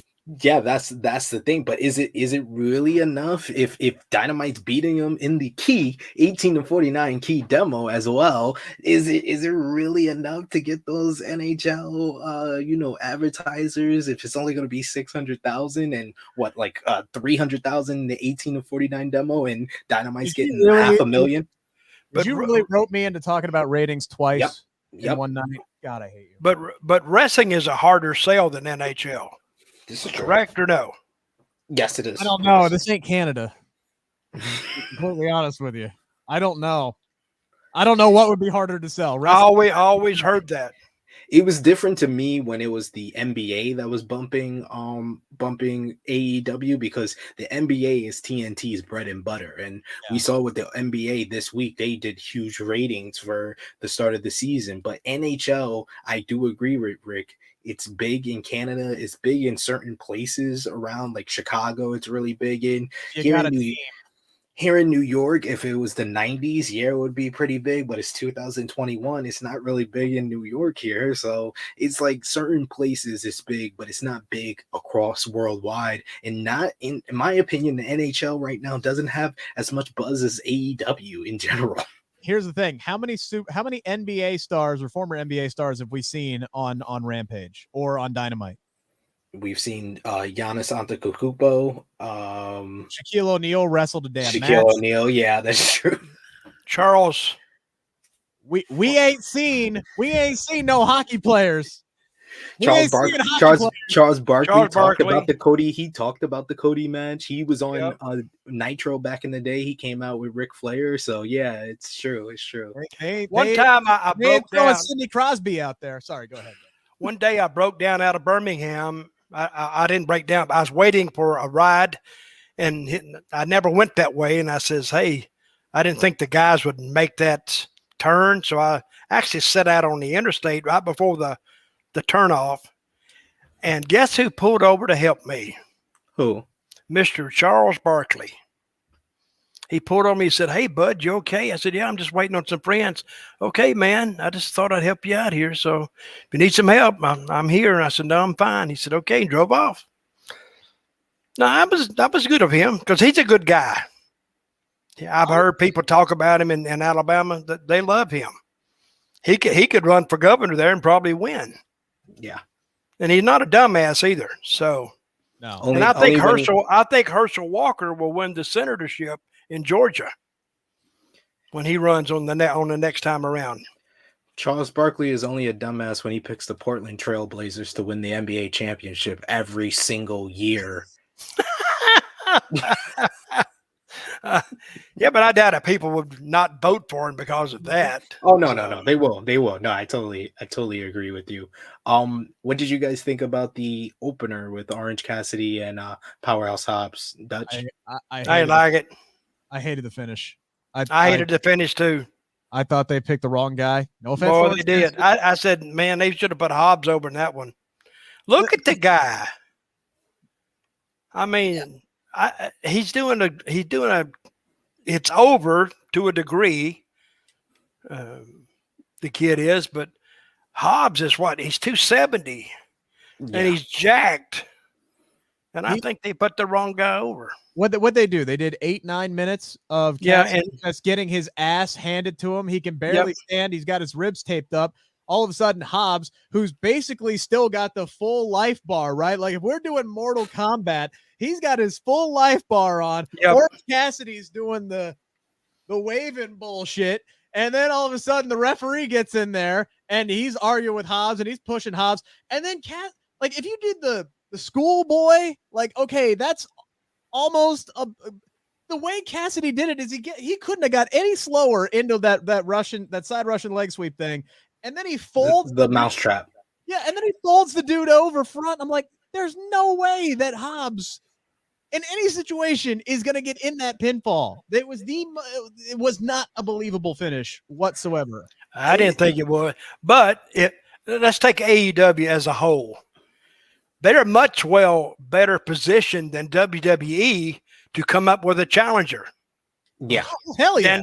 Than WWE is. Because they build multiple stars, and I got the point here because I totally agree with you guys. Powerhouse Hobbs should have won this match, but you see where they're going with this stuff because when you look at the tournament brackets, Orange Cassidy and Powerhouse Hobbs are on the same side as Jon Moxley. Jon Moxley is the guy who's the favorite to win on that side. And where they're going with Moxley, they seem to be wanting to position him as a heel. So him against Powerhouse Hobbs doesn't work because he's not going to be the heel in that scenario. He needs to verse someone like Orange Cassidy. But I agree, like, Cassidy came in with the taped ribs from the ladder match. He should have lost there, or they should have found someone else to even go against Orange Cassidy so he could pull out this victory. I agree. Powerhouse Hobbs probably should have won, but that was probably the best way they could have got out of it because that's kind of the theme of Powerhouse Hobbs lately, especially when you remember the CM Punk match. It's his inexperience and his temper that is his Achilles heel, and that's why he loses these matches.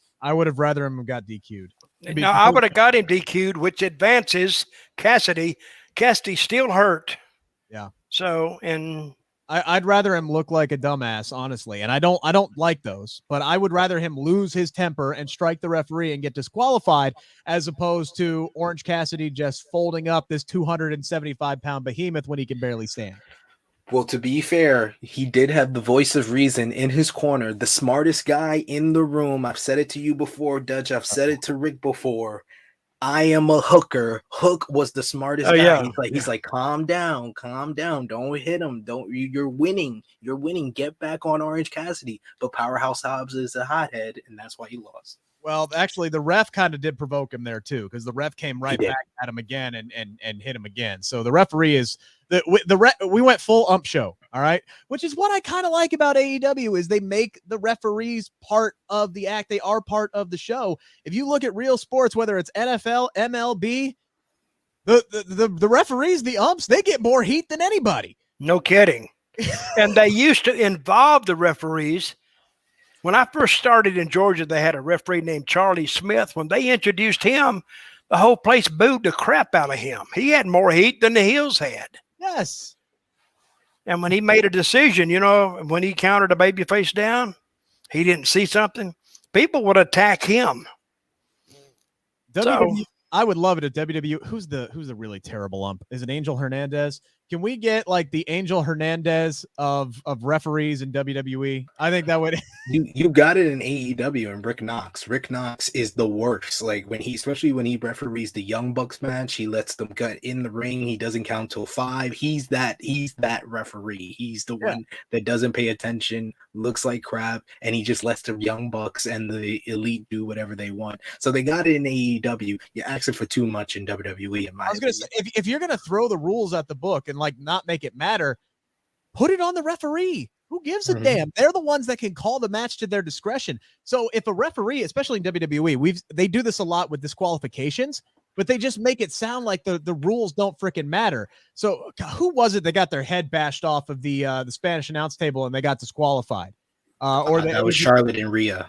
Right. Yeah, exactly. So Charlotte hits Rhea's head off of the Spanish announce table or off the announcer's desk, which we have seen never get called for disqualification, literally ever. And then the referee decides to disqualify Charlotte because she bounced Rhea's head off the freaking announcer's desk. It's like, okay, that was on the ref. That should have been the story, that the ref effed that up. And it wasn't. They just said, nope, that's right. That's a disqualification. They used an inanimate object. I don't know why I went full Yogi Bear there, but you get my point. Rick, did you see the Tennessee Ole Miss game? I did not. You didn't see the finish? I did. Oh, was that the beer bottles? Oh my God. 102,000 people in Neyland Stadium, and about the minute left, and they thought they made a first down. It was 4th down, whatever. They almost made it, but the referees, they took their time, and the people were getting worked up and getting more worked up. And then they says, no, ball goes over. Here they come, brother. They were throwing beer bottles. They were throwing golf balls. Man, it got better than the game, really. But a lot of people could get hurt. Sure. Oh, but crazy. So that's the heat that sometimes that a WWE referee needs to get sometimes. Yeah. So again, they do so many things that don't make sense from a week-to-week basis. Well, one week it was this rule. Now this other week it was another rule. Just put it on the referees, man. Put all the blames on the referees. That would give, especially on Fox when they were told that this show was supposed to be a real sports feel to it. Brother, you can't get more real than dumbass referees. You just can't. I'd like to see more of that utilized in the show. Hey, congratulations on your Cincy team. Number 2 in the nation. Highest ranking ever. And, hey, they'll win out. Hell yeah, they will. They'll win out. Their next 4. And you watch Alabama and Ohio State kick them out. Yeah, absolutely. No, when the there is a good chance if Georgia gets upset in the next 2 weeks, which they won't, but let's just say for argument's sake they do. UC will be the they play Alabama. Yeah, well they will. Yeah, they will eventually. They may play them twice. Yeah, if Georgia gets upset in the next 2 weeks, UC will be the number 1 team in the AP top 25, and they'll come out in the college football playoff rankings at 8. I guarantee you that is what the committee will do. But it is what it is. I'm going to enjoy the ride. Their next 4 opponents are combined 6-19. They're about to straight up murder some people over the next month. So I'm really going to enjoy that. Well, they have to be very impressive in running that score up.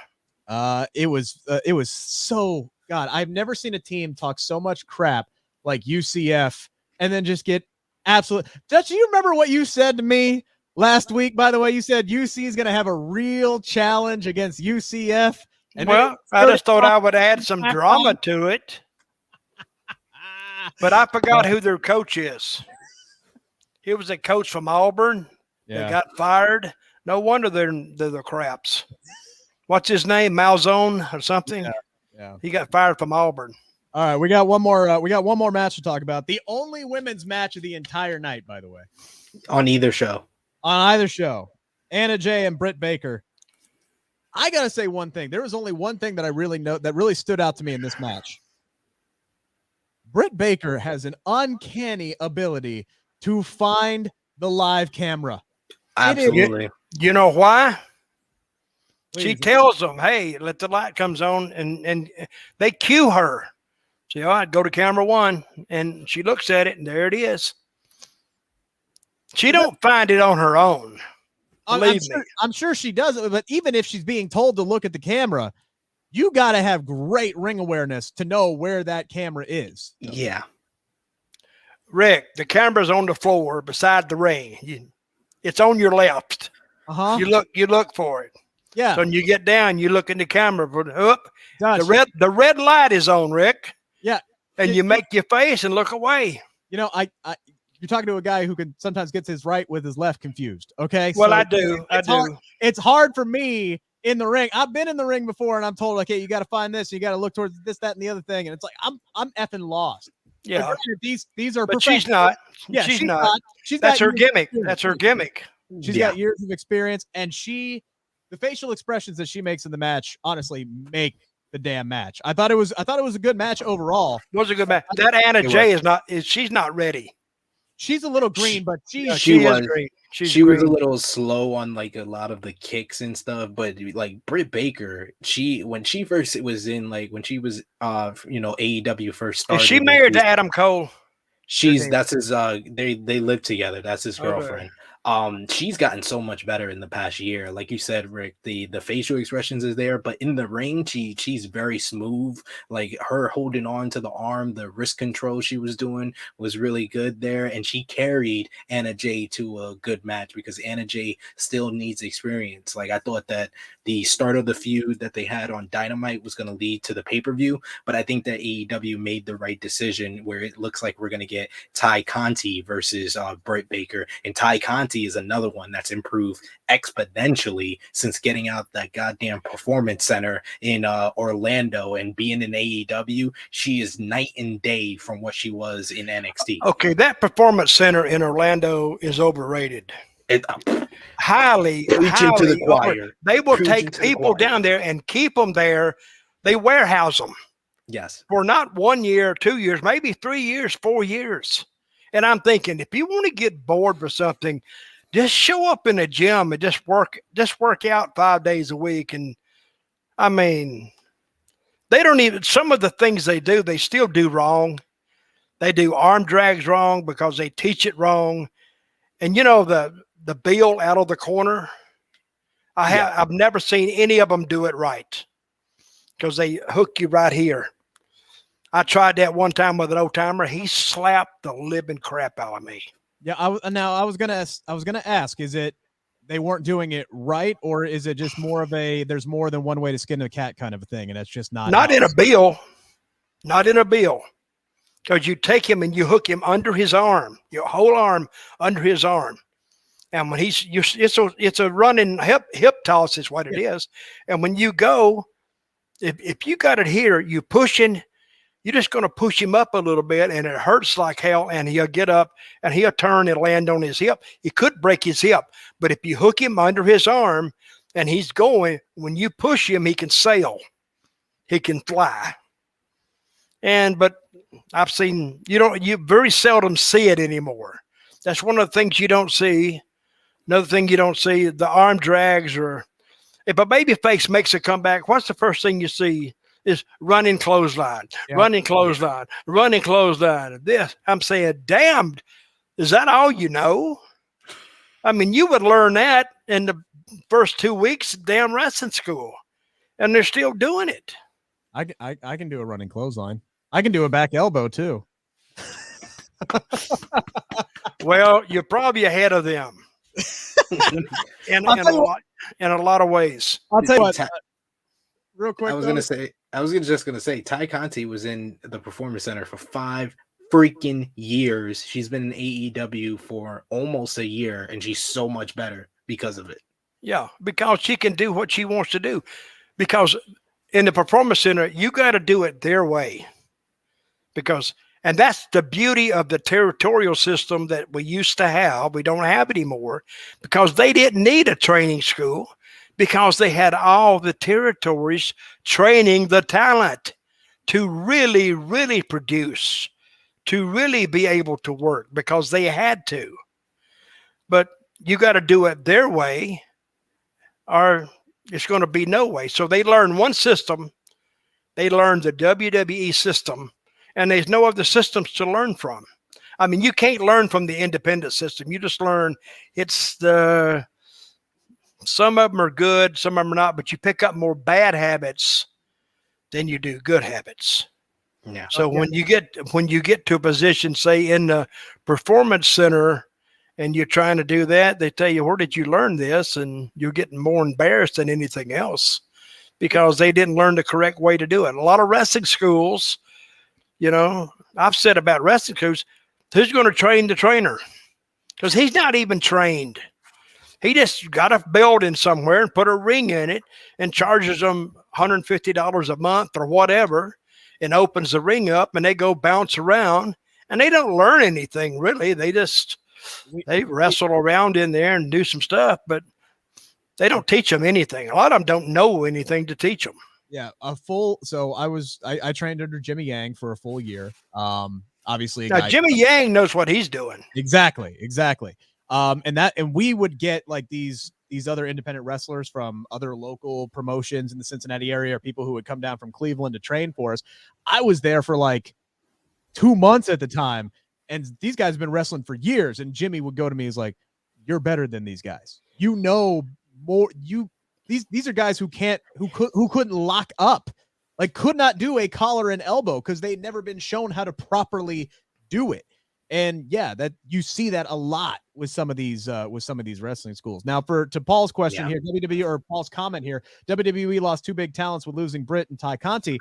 I'd say yes and no, because if they kept them, who's to say that they would be anywhere near to what they are? They wouldn't even be on TV. You wouldn't even know they're there. Yeah. And Britt was an enhancement talent. Britt was the 2 guys that was versing Hit Row when she versed Nia Jax. They were not interested in even signing Britt Baker. So that's not really a loss for them. That's someone that they didn't even know was talented because they never gave her a chance to be talented. And with Ty Conti, she's a trained Brazilian black belt, and you don't let her do anything that she's good at. You try to make her into a Charlotte Flair clone that she was never going to be good there. She's better here because, like Dutch says, they let her be her.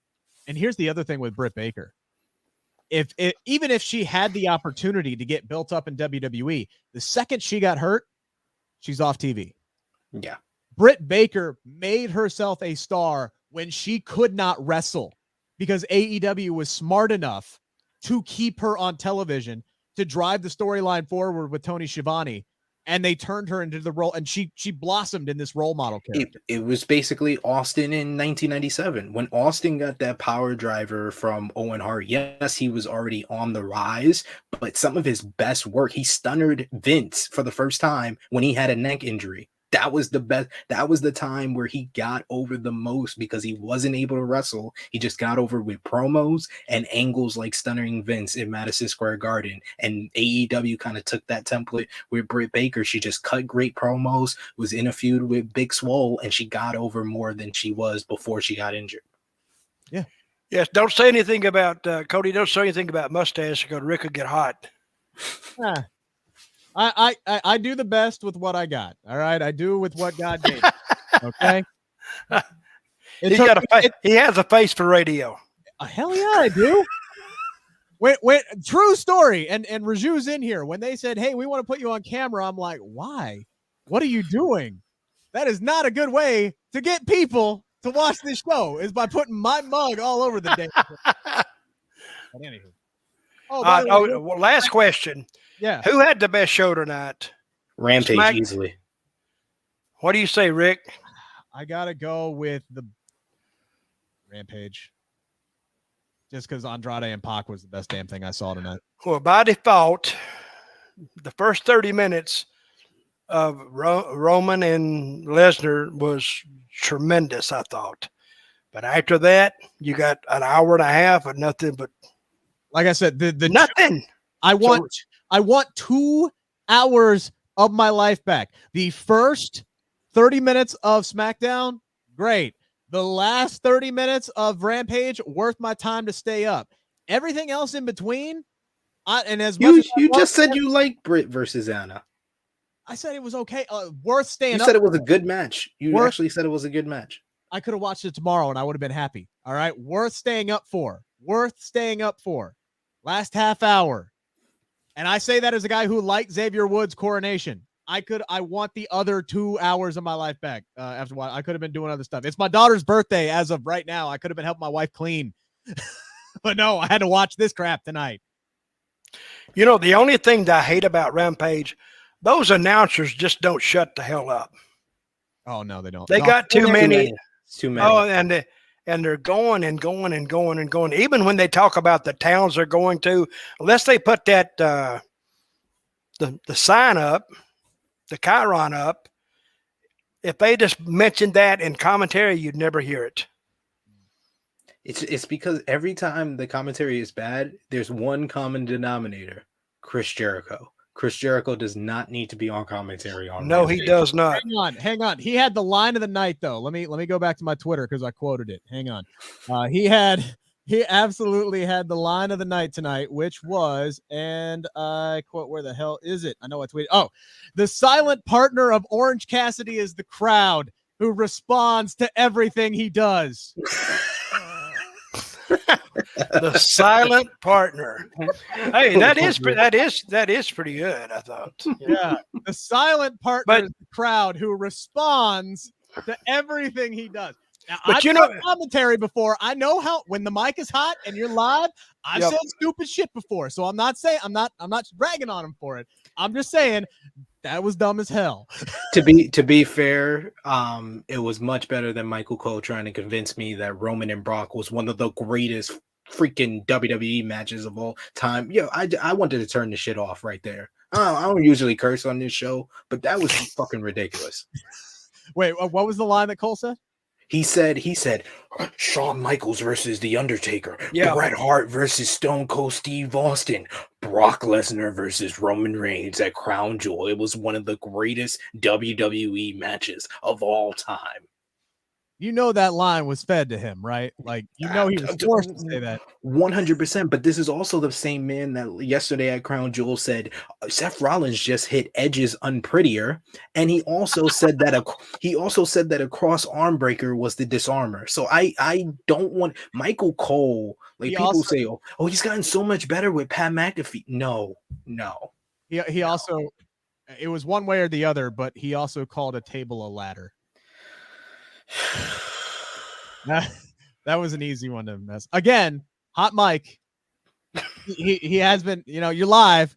Stuff happens. They talk too much too. Yes. Michael and Pat. They don't let stuff breathe. There's only two of them.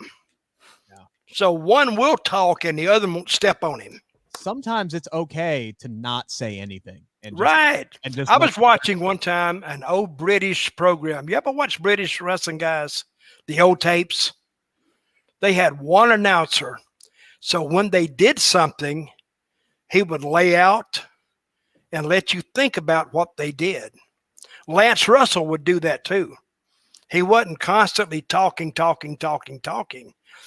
He would describe the match. So I think a lot of times wrestling commentators, they need to act like radio announcers for a football game and make you feel the game. But sometimes announcers, they talk too much and you kind of miss a lot. It's kind of a lost art with television because the TV guys, they don't focus so much on the play-by-play and they throw in their own special commentary because we're watching it. Whereas baseball, but like baseball on the radio, you have to paint the picture. You have to draw everything out so the fans see it in their minds.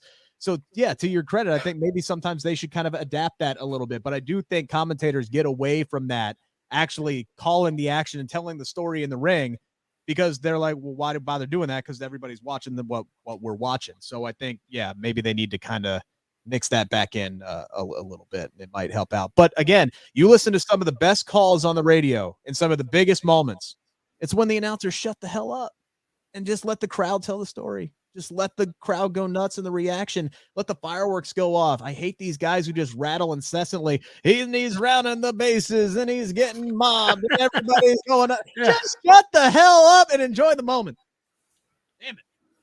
But anyway, last question, because holy crap, we've an hour and 40. We did get the bracket reveal for the TBS championship tournament. I like actually that they have buys, and I like the way they set it up. They went real sports-esque with it. We talk about that all the time. Sid, if you had to pick somebody who's your favorite to win this thing, who's your favorite? I'm going to be biased and I'm going to go with Thunder Rosa. I've interviewed her twice. She's my favorite female wrestler in the world. I'm really looking forward to Serena Deeb versus Hikaru Shida. That was a great match that they had 2 weeks ago on Dynamite. I like the fact that Shida hasn't got her 50th win yet, and she's still chasing that. So she has to beat Serena to get it in the tournament and move on. That's good stuff. And I like the fact, like you said, the buys, because it's numbers 2 through 5 in the rankings. So it makes the rankings count. That's all we've been asking for with AEW, is make the rankings count, and it counts in the tournament. I think it's Jade Cargill. I think she is going to run roughshod on this. I'll say this much. I think every match outside of one that has Jade Cargill in it is going to go over 3 minutes. I can guarantee that. We ain't going to have no Queen's Crown BS. Every match is going to go over 3 minutes. Every match is going to go over 5 minutes, except for maybe Jade's, because she's going to squash some people, I think. To be fair, the Hikaru Shida Serena Deeb match went longer than the first and semifinals of the Queen's Crown tournament. That one match was longer than 6 matches in WWE. The entire Queen's Crown was less than 20 minutes. Yes. Combined. There was one match that went over 3 minutes, and it was the finals at 5 minutes and 50 seconds. Hopefully they do something with Zelina. We'll find out. I think that was who did Zelina work with? Doudrop. Yeah, Doudrop. I was stunned as hell, to be completely honest with you, that Zelina beat her clean as a sheet. Red. I was stunned. I thought Doudrop was going to win that in a squash match. Nah, I called that. They had 2 baby faces in the King of the Ring. They were going to go with the heel. I don't know why. I just the way they've been booking Doudrop. So Doudrop is a baby face? Yes. Getting there. She's trying to be. She will be. Yeah, I think she'll get over. I think she's perfect as a babyface. She's got to do more than spirit fingers, but she'll get there. She's been, just like Karrion Kross, severely handicapped with a bad gimmick and a bad name. But she's doing the best, and I love her to death. I've gotten to interview her. She's a great person. I love her. I'm wishing the best for her.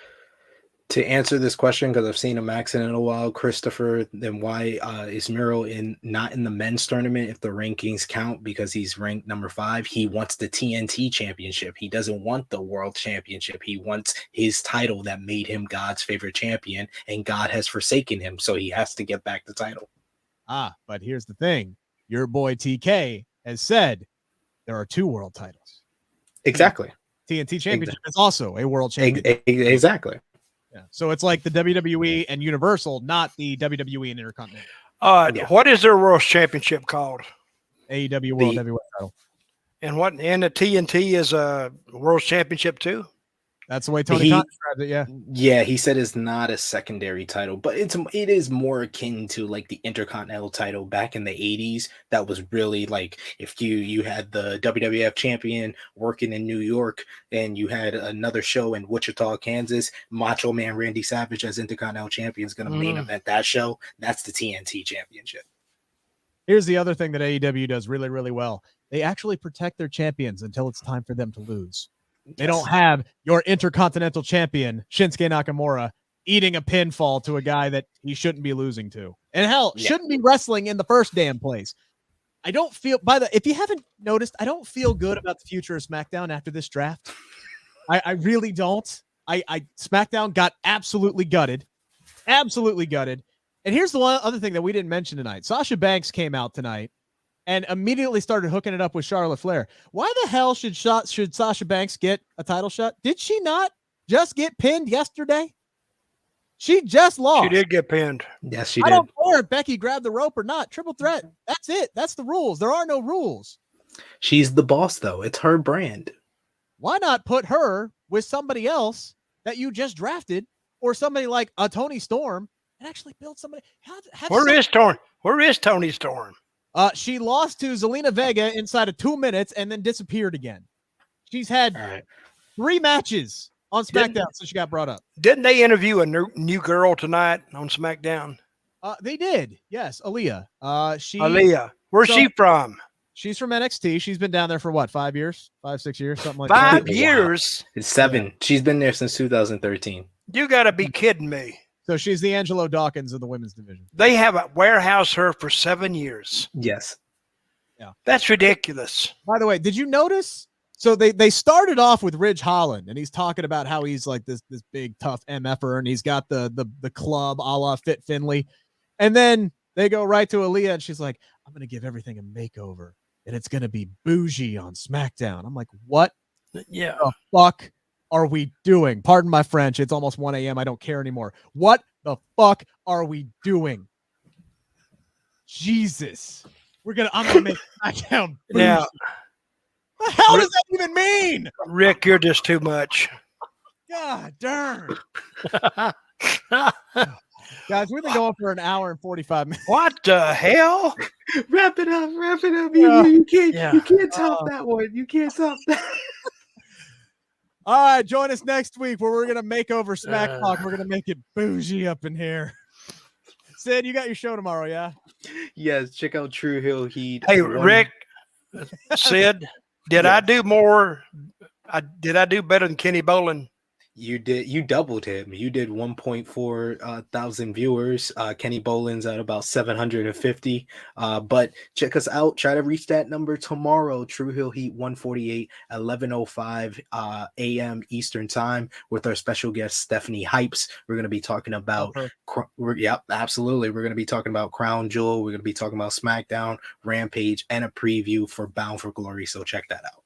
She's going to talk about Becky Lynch, too. I'm just throwing that out there. Oh, she is. I know that. I know that for sure. Okay, guys. It's been a great show. I'm gone. All right. Follow Dutch Mantell on Twitter at Dirty D Mantell. Follow my boy Sid here at True Heel SP3. And follow me, Rick Ucchino, spelled as you see it on the screen. Really, really appreciate everybody who has stayed with us. All 81 people have been here for an hour and 46. You sick bastards. I can't believe it.